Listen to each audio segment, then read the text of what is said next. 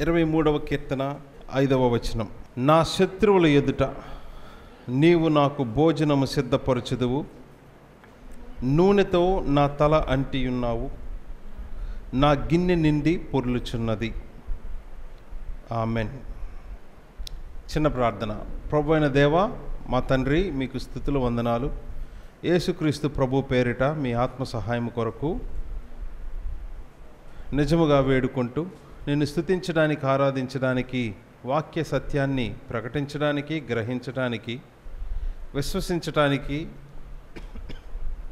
మిమ్మల్ని ఆరాధించడానికి మా హృదయాలు, కన్నులు తెరవ చేయమని మిక్కిలి అయోగ్యుడును యేసుక్రీస్తు పేరిట బతిమాలి వేడుకుంటూ ప్రారంభిస్తున్నాము తండ్రి. Amen, amen. మనం చూస్తున్నది 23వ కీర్తన. చూసారా? ఒకవైపు ఇటు చూస్తే 22వ కీర్తన, అటు చూస్తే 24వ కీర్తన కనిపిస్తూ ఉన్నాయి. 23వ కీర్తన యొక్క సెటప్ దేవుడు చాలా విచిత్రంగా ఎలా రాయించారంటే 22, 24 మధ్యలో ఉంటుంది. 22వ కీర్తన ఏంటో మొదటి వచనం చూస్తారు ఒకసారి. మొదటి వచనం చూడండి. నా దేవా, నా దేవా, నీవు నన్ను నేల విడనాడితివి. ఎక్కడ విన్నారు ఈ మాట? ఎప్పుడు విన్నారు? సిలువపై. కావాలంటే ఇంకా మంచి మాటలు ఉన్నాయి చూడండి. కాకపోతే 14వ వచనం, నేను నీళ్ల వలె పారబోయబడి ఉన్నాను, నా ఎముకలన్నీ స్థానము తప్పి ఉన్నవి, నా హృదయము నా అంతరంగము మైనం వలె కరిగి ఉన్నది, నా బలము ఎండిపోయి చిల్ల పెంకు వలె ఆయను, నా నాలుక నా దవడను అంటుకొని ఉన్నది, నీవు నన్ను ప్రేతల భూమిలో పడవేసి ఉన్నావు, కుక్కలు నన్ను చుట్టుకొని ఉన్నవి, దుర్మార్గులు గుంపు కూడి నన్ను ఆవరించి ఉన్నారు, వారు నా చేతులను నా పాదములను పొడిచియున్నారు. చేతులని పాదాలని పొడిచారంట.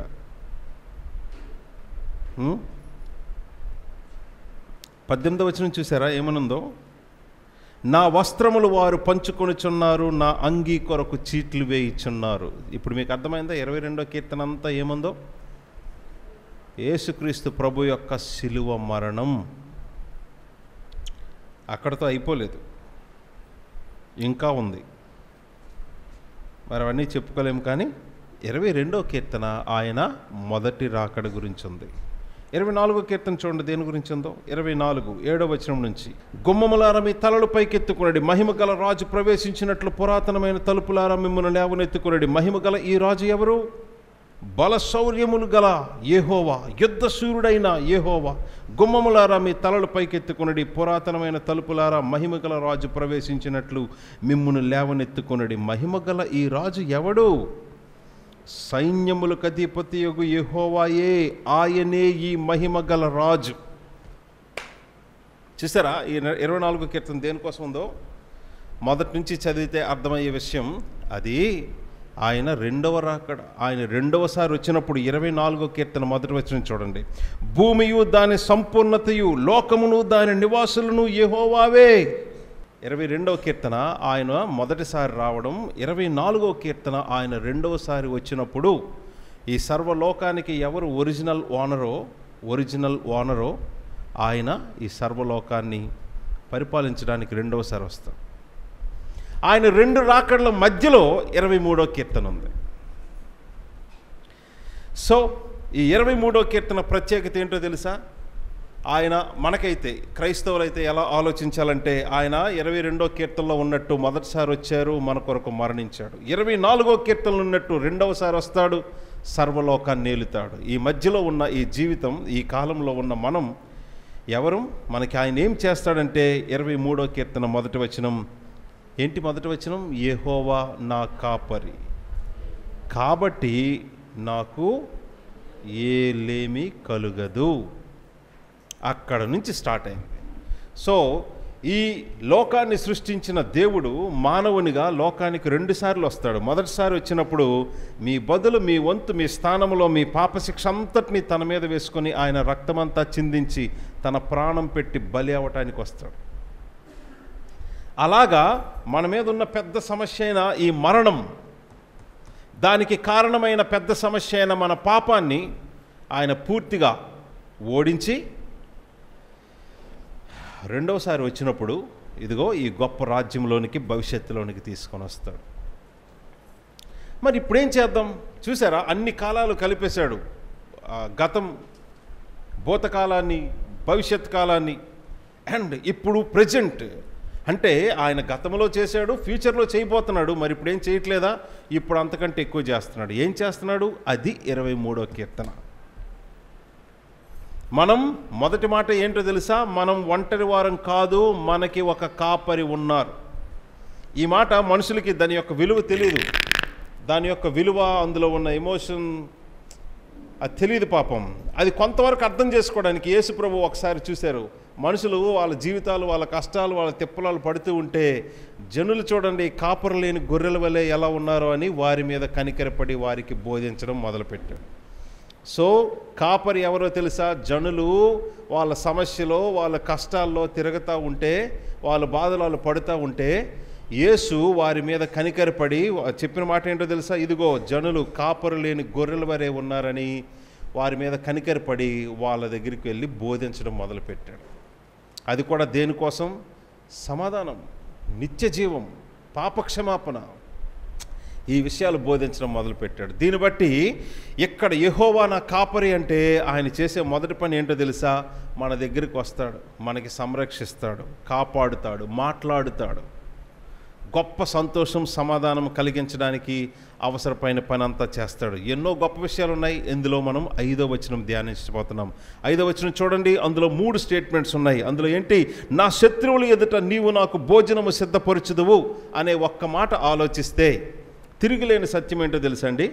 ఎవరికైతే దేవుడైన యెహోవా దేవుడైతే అవుతారో వాళ్ళకు ఒక గొప్ప శత్రువు ఉంటాడు. అది మర్చిపోకూడని మొదటి సపోజిషన్. మీకు అర్థమవుతుందా? మీకు ఈ బైబిల్ దేవుడే దేవుడు అని మీరు నమ్ముతుంటే అయితే మీరు అస్సలు ఇంకా మర్చిపోకూడదు ఈ మాట. మీకు చాలా పెద్ద శత్రువు ఉన్నాడు. వాడి గురించి ఇప్పుడు మాటలు నేను చెప్పి వాడి మీద టైం పెట్టలేను. కానీ చాలా పెద్ద శత్రువు ఉన్నాడు.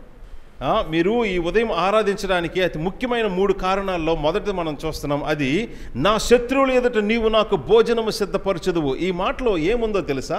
మీ దేవుడైన యెహోవా గతంలో మీ కొరకు ప్రాణం పెట్టాడు, భవిష్యత్తులో వచ్చి రాజ్యం స్థాపించబోతున్నాడు, నిత్య జీవం ఇవ్వబోతున్నాడు. అలాగని ఈలోగా ఆయన మనకేమీ చేయట్లేదా? కేవలం మనమే ఆయనకి అన్నీ చేయాలా? కాదు. స్టిల్ ఈ వర్తమానంలో కూడా, అంటే ప్రెజెంట్ టెన్స్లో కూడా ఆయన మనకి ఎన్నో చేస్తున్నాడు. అందులో ఈ 5వ వచనంలో ఉన్న 3 సత్యాలు బట్టి ప్రభువుని ఆరాధిస్తాం. అందులో మొదటిది, మన శత్రువుల ఎదుట, నీ శత్రువుల ఎదుట నా శత్రువుల ఎదుట నీవు నాకు భోజనము సిద్ధపరచదు అనే మాటలోనే మొదటగా మీరు గుర్తించాల్సింది, మీ జీవితానికి పెద్ద శత్రువు ఉన్నాడు. ఈ శత్రువు ఎవరో తెలుసా? శత్రువు అంటే చిన్న చిన్న గొడవలు వచ్చి డిస్ప్యూట్స్ వచ్చే శత్రువు కాదు. ప్రాణము తీయజూచువాడు. ఆ ప్రాణము కూడా జస్ట్ ఒక క్షణంలో పోయే మరణము కాదు, అది నిత్య నరకానికి సంబంధించిన శత్రువు. అంటే మిమ్మును పాపముతో, అవిశ్వాసముతో పడగొట్టి నిత్య నరకానికి తీసుకుని వెళ్ళడానికి ఒక శత్రువు పనిచేస్తున్నాడు. మీ జీవితానికి ఉన్న సమస్యలన్నిటికీ కారణం, మనలో ఉన్న దురాశను కారణం చేసుకొని అనేక రకాలైన ఆలోచనలను, అవకాశాలను ఇచ్చి మీరు పాపం చేసేటట్లు, తద్వారా మీ జీవితాన్ని దేవునికి దూరం చేసుకొని నిత్య నరకానికి వెళ్ళిపోయేటట్లు మిమ్మల్ని ప్రేరేపించే ఒక పెద్ద శత్రువు. ఈ శత్రువు ఎవరికో తెలుసా శత్రువుగా ఉంటాడు? ఎవరైతే ఈ బైబిల్ యొక్క అసలైన నిజమైన త్రియేక దేవుడైన యేసుక్రీస్తుని విశ్వసిస్తారో వాళ్ళకే ఈ శత్రువు అవుతాడు. మిగతా వాళ్ళకి శత్రువు కాదు. మిగతా వాళ్ళకి ఎవరవుతాడో తెలుసా? అది యోహాను సువార్త 8వ అధ్యాయంలో యేసు ప్రభు చెప్పారు. ఏమన్నారో తెలుసా? మీరు మీ తండ్రి అయిన అపవాది సంబంధులే అని అన్నారు. అంటే ఓహో, ఆ శత్రువు ఎవరు? అపవాది, సాతాను. మిగతా వాళ్ళందరికీ వాడేమవుతాడు? తండ్రి. అందుకే యోహాను గారు కూడా అన్నారు, సర్పసంతానం అని వాళ్ళని తిట్టాడు. సర్పసంతానం అంటే ఏంటి? సర్పసంతానం ఎలాగవుతారు? ఆ మాటకు అర్థం ఏంటి? ఎవరైతే యేసుక్రీస్తు ప్రభు వైపు ఉండరో, ఎవరైతే బైబిల్ యందు విశ్వాసం ఉంచరో, ఎవరైతే త్రియేక దేవుడైన యెహోవా యందు, అంటే తండ్రి అయిన దేవుడు, పరిశుద్ధాత్మ దేవుడు, వాక్యం అయ్యున్న పర్మనెంట్గా శరీరాన్ని ధరించిన ప్రభు అయిన యేసుక్రీస్తునందు విశ్వాసం, ఈ త్రియేక దేవుని యందు విశ్వాసం, అవగాహన ఎవరికైతే ఉండదో వాళ్ళందరూ ఇంకా ఎవరి కుటుంబానికి చెందినవారు? వారికి తండ్రి ఎవరంటే అపవాది, సాతాను. అందుకే వాళ్ళ పేరు. ఏమనుకోవద్ది మాట, బైబిల్ చెప్తుంది. నన్నేం చేయమంటారు? సర్ప సంతానం. అయితే సర్పానికి సంతానం అవ్వాలి, లేకపోతే ఆ మాటలు చాలాసార్లు ఇంతకుముందు చెప్పుకున్నాం, దాన్ని ఇప్పుడు ఇద్దు. సో మీ శత్రువు ఎవరో మీరు అర్థం చేసుకోండి. మేమంతా బాగానే ఉన్నాం అనుకోవద్దు. మీరు ఎంత బాగున్నా, మీ ఇన్కమ్ సోర్సెస్, ఉద్యోగాలు, వ్యాపారాలు, ఇంట్లో వాళ్ళ పరిస్థితులు అన్నీ ఎంత బాగున్నా, మీ ప్రాణాన్ని నిత్య నరకానికి తీసుకుని వెళ్ళిపోయే ఒక పెద్ద శత్రువు మీ కుటుంబానికి ఎగ్నిస్ట్గా పనిచేస్తూ ఉన్నాడు.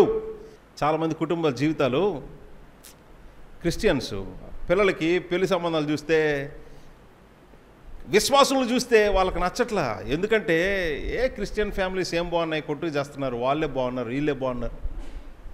మా ఫ్రెండ్స్ క్రిస్టియన్స్ కాదు, వేరే మతానికి చెందిన వాళ్ళు, వాళ్ళ కుటుంబాలే బాగున్నాయి, క్రిస్టియన్ ఫ్యామిలీస్ ఏం బాగున్నాయి. కొంతమంది పిల్లలకి పెళ్లి సంబంధాలు చూస్తామంటే పెళ్ళంటే విరక్తి, వద్దు. ఎందుకు? మా అమ్మని చూసా, మా నాన్నని చూసా, మా అక్క బావని చూసా, వాళ్ళని చూసా, మా అన్నని చూసా, వాడి కుటుంబాన్ని చూసా. ఈ క్రిస్టియన్ ఫ్యామిలీస్లో అసలు సంతోషం ఉండదు, సమాధానం ఉండదు ఎప్పుడు. కాబట్టి క్రిస్టియన్స్ అంటే ఇష్టం ఉండదు వీళ్ళకి. వీళ్ళు క్రిస్టియన్సే, చర్చికో వస్తారు, క్రిస్టియన్ ఫ్యామిలీలో పుడతారు, కానీ క్రిస్టియన్ మ్యారేజ్ అంటే దానికి ప్రధానమైన కారణం ఏంటో తెలుసండి? మిగతా వాళ్ళ కుటుంబ జీవితాలే బాగున్నాయి కదా, క్రైస్తవ జీవితాలు ఇలాగున్నాయి అని చెప్పే వాళ్ళు చాలామంది ఉన్నారు. దానికి కారణం ఏంటో తెలుసా? వాళ్ళ శత్రువు చాలా మంచోడు, అందుకే వాళ్ళ కుటుంబాలు బాగున్నాయి. వీళ్ళ శత్రువు అస్సలు మంచోడు కాదు, అందుకే ఈ కుటుంబాల్లో సమస్యలు ఉంటాయి. కాబట్టి పాయింట్, శత్రువు ఎవరికి ఎవరు శత్రువు? సర్పసంతానం యొక్క కుటుంబాలు చాలా బాగుండొచ్చు, కారణం ఏంటంటే వాళ్ళ శత్రువు చాలా మంచోడు. అందుకే ఆ తర్వాత నిత్య నరకంలో ఎలాగ పళ్ళు కురుగుతా ఏడుస్తూ ఉంటారు. కనీసం ఈ భూమి మీద జీవితమైన సంతోషంగా ఆనందంగా ఉండాలని వాళ్ళ మీద చెప్పలేనంత కనికరం, కృప అన్నీ చూపెడుతున్నాడు ఆయన. అందుకు అందరి కుటుంబ జీవితాలు బాగానే ఉంటాయి. మరి తన వాళ్ళ సొంత పిల్లల కుటుంబాలు బాగోవా అంటే, ఎంత పెద్ద శత్రువు ఇన్ని రకాలుగా మోసాలు చేస్తూ కుటుంబాలను పాడు చేస్తున్నా, బట్ స్టిల్ వాళ్ళ తండ్రి అయిన దేవుడు, ప్రభు అయిన యేసుక్రీస్తు వారిని కాపాడుతూ, గద్దిస్తూ, భయపెడుతూ, ఎడ్యుకేట్ చేస్తున్నాడు. ఈ పాస్టర్ గారు ఇప్పుడు ఈ మాట చెప్తూ ఉంటారు, చర్చికి ఎందుకు రావాలి? వినడానికి కాదు, మరి నేర్చుకోవడానికి. వినకుండా నేర్చుకోవడం అవ్వదు కదా. అందుకే ముందు వినడం దేనికి అంటే నేర్చుకోవడానికి. అతి ముఖ్యంగా అసలు మన జీవితంలో ఏం జరుగుతుంది, ఎంత జాగ్రత్తగా ఉంటున్నాం, అయినా ఎందుకు ఈ ప్రాబ్లమ్స్ వస్తున్నాయంటే, మీకంటే చాలా పెద్ద శత్రువు మీ కుటుంబం, మీ ఇంట్లో ఉన్నాడు. కుటుంబాన్ని కూల్చేయడానికి, సమాధానం ఎగిరిపోయి, సంతోషం ఉండకుండా, ప్రేమానురాగాలు ఉండకుండా, ఒకరి మీద ఒకరు అనుమానాలు, గొడవలు, తిట్లు, శాపనార్థ శత్రువు. మర్చిపోవద్దు. ఇక్కడ ఉన్న శత్రువు ఎవడో తెలుసా? ప్రాణాన్ని చూచువాడు. కానీ ఈ దేవుడు మీకోసం ఏం చేస్తున్నాడో తెలుసా? ఈ జీవితకాలం అంతా మీ ప్రాణాన్ని తీయాలని చూస్తున్న శత్రువులందరి ఎదుట కూర్చోబెట్టి భోజనం పెడుతున్నాడు. చూడండి మాట ఎలా ఉందో, నా శత్రువులు ఎదుట నీవు నాకు భోజనము సిద్ధపరచుదువు. భోజనం సిద్ధపరచడం అనే మాటకి 2 అర్థాలు ఉన్నాయి. ఈ విషయాలు ఆదికాండం 18వ అధ్యాయాన్ని బట్టి చూస్తే కేవలం వడ్డించడమే కాదు, వండటం అండ్ వడ్డించడం. యేసుప్రభు ఒక సందర్భంలో చెప్పారు, అవునండి, భోజన పంక్తిని కూర్చున్నవాడు గొప్పవాడా, వడ్డించేవాడు గొప్పవాడా? ఏమంటారు? నేను అనలేదులేండి, యేసుప్రభువే చెప్పారు ఒక సందర్భంలో. భోజన పంక్తిని కూర్చున్నవాడు గొప్పవాడా, అతనికి సర్వ్ చేసి వడ్డించేవాడు గొప్పవాడా? భోజన పంక్తిని కూర్చున్నవాడే. మరి యేసుప్రభు ఆ మాటలు తీసుకొచ్చి ఇక్కడ పెడితే ఎవరికి ఎవరు భోజనం వడ్డిస్తున్నారు చూడండి. ఎవరికి ఎవరు భోజనం పెడుతున్నారు చూసారా? 5వ వచనం 23వ కీర్తన ఏం కనిపిస్తుంది మీకు? నా శత్రువులు ఎదుట, అంటే నా ప్రాణము తీయాలని, నన్ను అవమానించాలని, నన్ను పాడు చేయాలని చుట్టూ ఉన్నారు చాలామంది. కానీ నువ్వు ఏం చేస్తున్నావు? ఎక్కడో లేవు, ఎక్కడున్నావు?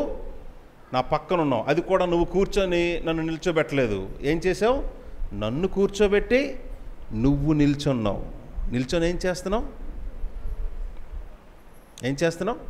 అమ్మా, యేసుప్రభువా మీకు స్తోత్రాలు, దేవా మీకు వందనాలని హృదయపూర్వకంగా చెప్పడానికి ఈ మాటలో ఏముందో తెలుసు? అసలు నిన్ను, నీ కుటుంబాన్ని భయపెట్టే విషయాలు మీ చుట్టూ ఉన్నా ఆయన ఏం చెప్తున్నాడో తెలుసా? ఏం పర్వాలేదు, ఇక్కడ నేనున్నాను, నేనెక్కడ ఉండగా నీ మీదకి ఎవడొస్తాడో చూద్దాం, నీకెందుకు, నువ్వు కూర్చో.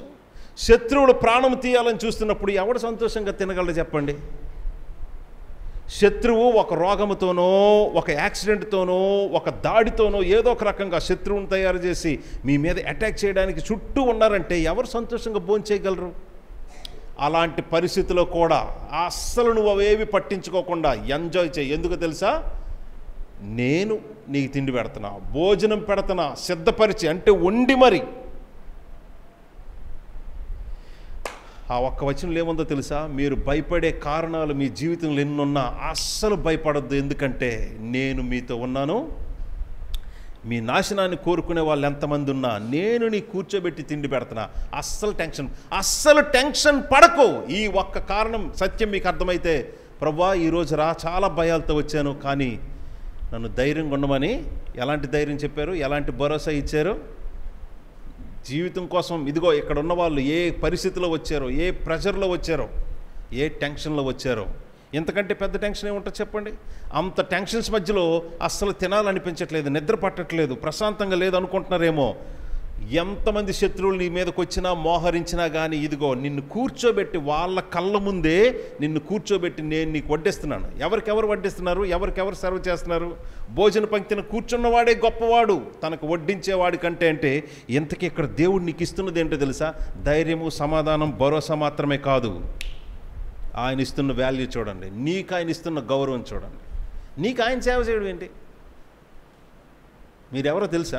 ఎలాంటి వాళ్ళో తెలుసా? ఈ గతించిన వారం అంతా ఏం చేశారో తెలుసా? ఎలా ఆలోచించారు, ఎలా మాట్లాడారో తెలుసా? మీ సొంత ఇంటి వాళ్ళతో మీరు ఎలా ఉన్నారో తెలుసా? సొంత తల్లిదండ్రుల మీద ఎలా కేకలేసారో తెలుసా? సొంత వాళ్ళ దగ్గర మీరు ఎలా ఉన్నారో తెలుసా? సొంత వాళ్ళకే ఎంత అన్యాయంగా ఉన్నారో తెలుసా? ఇలాంటి మిమ్మల్ని కూర్చోబెట్టి ఎలాంటి దేవుడో తెలుసా? మొదటి పేజీ చూస్తే శూన్యంలో నుంచి ఎంత గొప్ప భూమి ఆకాశాలని మాటతో సృష్టించాడు, ఎవ్వరికి ఈ రోజు వరకు అర్థం కాని విధంగా. మరొక 2 పేజీలు పక్క తిప్పితే జలప్రలయంతో కోట్ల మందిని చంపేశాడు. అంత భీకరమైన, అతి భయంకరమైన, మోస్ట్ డేంజరస్ గాడ్. డేంజరస్ అనే మాట ఉపయోగించవచ్చా? ఉపయోగించాలి. ఆ మాట నెగిటివ్ మీనింగ్ కన్నోటేషన్ ఇస్తుంది. కాకపోతే but still we must use, he is the most dangerous. ఈ లోకం అంతట్లో అతి భయంకరమైనది ఏదంటే సముద్రమా, 20K ఆ పవర్ లైన్సా, అవి మోస్ట్ డేంజరస్సా? వాటిని సృష్టించిన వాడు ఇంకెంత డేంజరస్ చూసుకోండి. ఆ సింహాన్నో డైనోసారా ఉందో లేదో కానీ మొత్తానికి వాటిని సృష్టించిన వాడు ఇంకెంత భయంకరమైన వాడో చూసుకోండి. అంత భయంకరమైన వాటిని పుట్టించాడు, సృష్టించాడంటే ఆయన ఇంకెంత భీకరుడో చూడండి. అంత భీకరమైన వాడు నీ పక్షం తీసుకొని కూర్చోబెట్టి నీ ప్రాణం తీయాలి, అవమానించాలి, నీ జీవితం అంతా పాడు చేయాలి, భవిష్యత్తు లేకుండా చేయాలని ఎంతోమంది ఎన్నో రకాలుగా ప్రయత్నాలు చేస్తే ఫికర్ మత్, అస్సలు కేర్ చేయక, నేను ఇక్కడ ఉండగా నన్ను దాటి ఎవరు నీ దగ్గరికి వస్తాడు? నిన్ను ఎవరు భయపెడుతున్నారో, టెన్షన్తో ఉంచుతున్నారో వాళ్ళ ముందే నువ్వు ఫుడ్ ఎంజాయ్ చేయి, పెడుతుంది నేను. మనకు ఆయన సేవ చేస్తున్నాడంటే మనకిస్తున్న విలువ చూడండి. రెండో మాట, నూనెతో నా తల ఎంటున్నావు. అవునండి, ఈ మాటను ఎలా అర్థం చేసుకోవాలి? చాలా రకాలు చెప్పారు, కానీ ఫస్ట్ టైం మీ తలకి నూనె రాసింది ఎవరు మీ జీవితంలో? ఎప్పుడు రాశారు? తలకు నూనె పోసింది ఎవరు? ఎప్పుడు రాశారు? మనకు మనం ఏమీ చేసుకోలేనప్పుడే తలకు నూనె రాయాలంటే ముందు స్నానం చేయించాలి. స్నానం చేయించి తలకు నూనె రాసి, పౌడర్ వేసి, బట్టలు వేసి, మా బుజ్జి, మా నాయన, మా పండు అని ఎన్ని రకాలుగా ముద్దులాడతారో అలా ముద్దులాడేది పక్కింటోళ్ళో ఇంకెవరో కాదు. ఆ చేతులు ఎవరో తెలుసా? నూనెతో నా తల అంటి ఉన్నావు అనే మాట ఫస్ట్ అసలు జీవితానికి ఎప్పుడు జరుగుద్ది ఇది ఎవరికైనా? తల్లిలో, తండ్రి కూడా కాదు, తల్లి. ఇంతకీ దేవుడు అక్కడ మీతో మాట్లాడుతూ, నన్ను ఎందుకు ఈరోజు ఉదయం ఆరాధించాలో తెలుసా? నేను నీకెవరో తెలుసా? ఎలాంటి ప్రేమ చూపించానో తెలుసా? చిన్న బిడ్డలు, వాళ్ళు ఏమీ చేసుకోరు. ఆ టైంలోనే మగపిల్లలు కొద్దిగా ఒక 5 సంవత్సరాల వయసులో అటు ఇటు తిరుగుతారు, ఎండలకి, గేమ్స్కి, ఆటలకి, క్రికెట్ అనుకోని ఎండల్లో. వాళ్ళు అటు ఇటు, ఏందిరా అలా తిరుగుతున్నావు ఎండల్లో, చుట్టూ ఏందిరా ఎలా ఉంది అని తెలిసి కూర్చోబెట్టి ఆయిల్ రాసి వాళ్ళకి ఇవి కూడా చేసేది ఎవరో తెలుసా? ఎంత చిన్నప్పుడే కాదు, ఎంత చిన్నప్పుడు కూడా చేసేది తల్లిదండ్రులే, సొంత వారే. పక్కింటి పిల్లలు, ఏంట్రా నీ జుట్టు అలా ఉందరా, నీ కొద్దిగా ఆయిల్ రాస్తారని ఎవరైనా పక్కింటి పిల్లల్ని పిలిచి ఆయిల్ రాశారా? ఎవరి పిల్లలకు వాళ్ళే చేస్తారు. దీన్ని బట్టి అర్థం చేసుకోండి యేసు ప్రభు మీతో ఏం మాట్లాడుతున్నాడో తెలుసా? ఈ మాటలు బట్టి, ఇదిగో ఒక తల్లి చిన్న బిడ్డలను ఎంత మంచిగా చక్కగా చేసుకుంటుందో నిన్నంతగా గారవిస్తున్నా, నువ్వు నాకు అంత. నూనెతో నా తల్లి అంటూ ఉన్నావు అనే మాట, ఈ దాన్ని ఏమంటారు, అనాయింట్మెంట్, అదే అభిషేకం, ఈ ఉన్నాయి కదా సబ్జెక్టు, పరిశుద్ధాత్మ అభిషేకం, వాటన్నిటికీ కలపడానికి కాదు ఇక్కడ ఉన్న వచనం. వాటన్నిటికీ కలపడానికి కాదు. మొదటిగా ముందు ఈ విషయం మాట్లాడుకున్న తర్వాతే మదర్హుడ్నెస్ ఆఫ్ గాడ్, దేవుడు ఈ కాపరిగా యెహోవా ఉన్నారు ఎవరికో వాళ్ళకాయన తల్లిగా గారవించేవాడు, టెండర్ లవ్ చూపిస్తున్నాడు. అండ్ దెన్ చివరి మాట చెప్తున్నాడు, నా గిన్నె నిండు పొర్లుచున్నది. ఈ మాటను చాలా మిస్అండర్స్టాండ్ చేసుకున్నారు. కానీ ఇశ్రాయేలీల యొక్క కల్చర్ బట్టి ఆ మాటకు అర్థమేంటో తెలుసండి. ఈరోజు ఉండేటట్టు లాడ్జ్లు ఆ రోజుల్లో లేవు. ప్రతి ఊర్లో పెద్ద ఊరు అయితే సత్రాలు ఉంటాయి. కాకపోతే దాదాపుగా ప్రయాణాలు చేసేవారు చీకటి పడితే ఆ దగ్గరలో ఏ ఊరు రాత్రికి ఉంటుందో ఆ ఊర్లోకి వెళ్ళిపోయే వాళ్ళు గవిని దగ్గర నిల్చుంటారు. ఆ ఊర్లో వచ్చేవాళ్ళు, ఈరోజు ఎవరైనా ఉన్నారా దారిని పోయేవాళ్ళు, అలాంటి బాటసారుల్ని వాళ్ళ ఇంటికి ఆతిథ్యం తీసుకోవడానికి తీసుకుని వెళ్తారు ఇవ్వగలిగితే. వాళ్ళు ఒకవేళ ఇంటికి ఇలాంటి సందర్భాలు బైబిల్లో చాలాసార్లు కనిపించాయి. అవన్నీ నేను చెప్పుకోలేం, మీకు గుర్తు తెచ్చుకోండి. సో అక్కడ ఉన్న వాళ్ళు న్యాయాధిపతుల గ్రంథంలో కూడా ఇలాంటి విషయం ఉంటుంది. చాలా ఘోరమైన విషయాలు కూడా జరిగాయి వాటిలో. ఎవరైతే బాటసారులు ఉంటారో లేక ప్రయాణంలో ఉంటారో, చీకటి పడిందని ఆ దగ్గరలో ఉన్న ఊరికి వస్తే ఎక్కడికి వెళ్ళాలనుకునేటప్పుడు ఆ ఊరు వాళ్ళు ఎవరైనా వాళ్ళని తీసుకొని వెళ్ళగలిగితే మా ఇంటికి రావచ్చని తీసుకొని వెళ్తారు. వాళ్ళ ఇంట్లో బస ఇచ్చి లేక స్థలం ఇచ్చి పడుకోవడానికి భోజనం పెట్టి ఉదయం వాళ్ళు వెళ్ళిపోయేటప్పుడు ఏదో కొంత వాళ్ళకి డబ్బులు ఇచ్చి వెళ్ళిపోతారు. దీన్ని ఒక కాలంలో ఏమన్నారంటే, ఆ కాలంలో లా ఆఫ్ హాస్పిటాలిటీ అన్నారంటే ఆతిథ్యం ఇచ్చే ధర్మం ఉండేదన్నమాట. ఈ ఆతిథ్యం ఇచ్చే ధర్మం ఎవరికి? సొంత వాళ్ళకి ఇవ్వడమే కాదు, తెలియని వాళ్ళకి కూడా, స్ట్రేంజర్స్కి కూడా ఆతిథ్యం ఇచ్చే ధర్మం. అందుకే కదా తెలియకుండానే దేవదూతలకు ఆతిథ్యం ఇచ్చారు, ఆశీర్వాదం పొందారు. ఈ మాటలన్నీ ఈ సందర్భానికి వచ్చినవే. అయితే ఈ మాట వినండి, గిన్నె నిండి పొర్లుచున్నదనే మాటకు అర్థం ఏంటో తెలుసండి. వాళ్ళ కల్చర్లో ఎవరికైతే ఇంటికి తీసుకుని వెళ్తారో వాళ్ళు భోజనం పెట్టేటప్పుడు ఒక పాత్ర పక్కన పెట్టి వాటిలో నీరు ఎలా వేస్తారు. ఒకవేళ పైన కొద్ది గ్యాప్ ఉండేటట్లు నీరు వేసారనుకోండి, మేము భోజనం మాత్రమే పెట్టగలం, పడుకోవడానికి మీరు వేరే స్థలం చూసుకోండి అని గౌరవంగా చెప్పడం.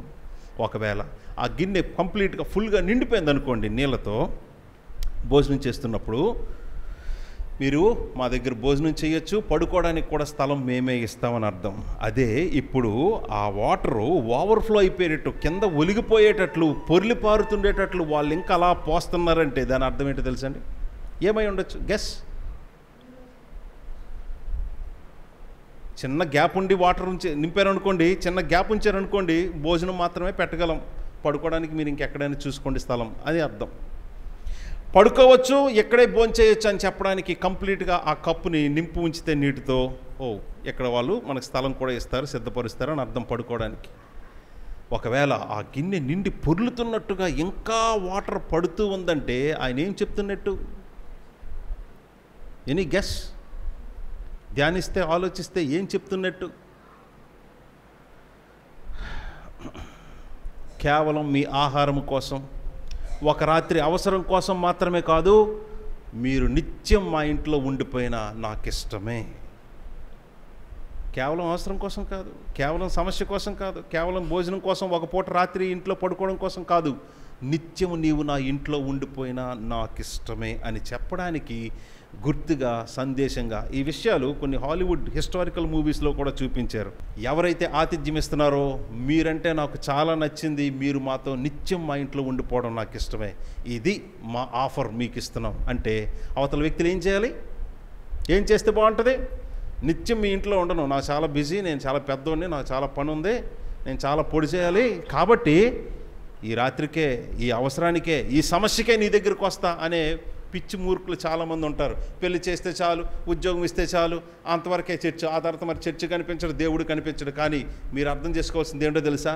మనుషులు ఎంతసేపు దేవుడిని అవసరం వస్తేనే, భయం వస్తేనే, సమస్య వస్తేనే వెళ్తారు. కానీ దేవుడిస్తున్న ఆఫర్ ఏంటో తెలుసా? అక్కడ సందర్భమే భోజన బల్ల, ఆయన కూర్చోబెట్టి భోజనం సిద్ధపరిచి వడ్డిస్తున్నాడు. కాంటెక్స్టే అది. సో నా గిన్నె నుండి పొర్లుచున్నదనే మాటని ఆ 5వ వచనం మొదటి లైన్ తీసేసి మాట్లాడకూడదు. ఇమ్మీడియట్ కాంటెక్స్ట్లో ఉన్నదే భోజనం సిద్ధపరచడం. అలా భోజనం సిద్ధపరిచేటప్పుడు చెప్పిన రెండో మాట, నూనెతో నా తల అంటూ ఉన్నావంటే అక్కడ చూడండి ఏ ఎమోషన్, ఏ మీనింగ్ అర్థమవుతుందో. మూడో స్టేట్మెంట్, అవసరం తీరడానికి, సమస్య తీరడానికి ఆడెవడో తరిమాడు కాబట్టి నా దగ్గరికి వచ్చావు, వాళ్ళు ఎవరో వెళ్ళిపోయిన తర్వాత వెళ్ళిపో అక్కర్లేదు, నిత్యము నీవు నాతో ఉండిపో. అందుకే 6వ వచనం ఏముందో చూసారా? చిరకాలము యెహోవా ఇంటిలో నేను నివసిస్తాను. యెహోవా ఇంటిలో అంటే యెహోవా దేవుడు కాబట్టి ఆయన ఇంటిని మందిరం అన్నారు. సో చిరకాలం, ఈ మాట ఎలా వచ్చింది? 6వ వచనం ఈ గ్యారంటీ, ఈ కాన్ఫిడెన్స్ ఎలా వచ్చింది? బికాస్ 5వ వచనంలో ఆయనే ఆ ఆఫర్ ఇచ్చాడు. హే, అవసరం కోసం కాదు, సమస్య కోసం కాదు, ఎవరో తరిమేరని కాదు, భయం వచ్చిందని కాదు, నిత్యము నువ్వు నాతో ఇండిపోవడం నాకిష్టం. ఈ మాట దేవుడు మన ముందు ఇస్తున్న ఈ ఆఫర్ ఎవరికైనా అర్థమైతే, అరే ఇంతకంటే గొప్పవాడు ఇంకెవరైనా ఉన్నారా? ఇంతకంటే మంచివాడు ఎవరైనా? ఇంతకంటే క్షేమం, ఇంతకంటే భద్రత, సెక్యూరిటీ, సమాధానం ఇంకెక్కడైనా ఉందా? ఇంతకంటే గొప్పతనం ఏమైనా ఉందా? ఒక పెద్ద ఇంటివారు, ధనవంతులో లేక ఒక పెద్ద సెలబ్రిటీ ఎవరో మిమ్మల్ని ఇంటికి ఆహ్వానించి ఒక పూట భోజనం పెట్టి పంపించేస్తారు, కానీ నిత్యం నువ్వు నాతో ఉండిపోవడం నాకు ఇష్టం, ఉండిపో అని అంటే అది మామూలు ఆఫరా? అలాంటిది దేవుడైన యెహోవా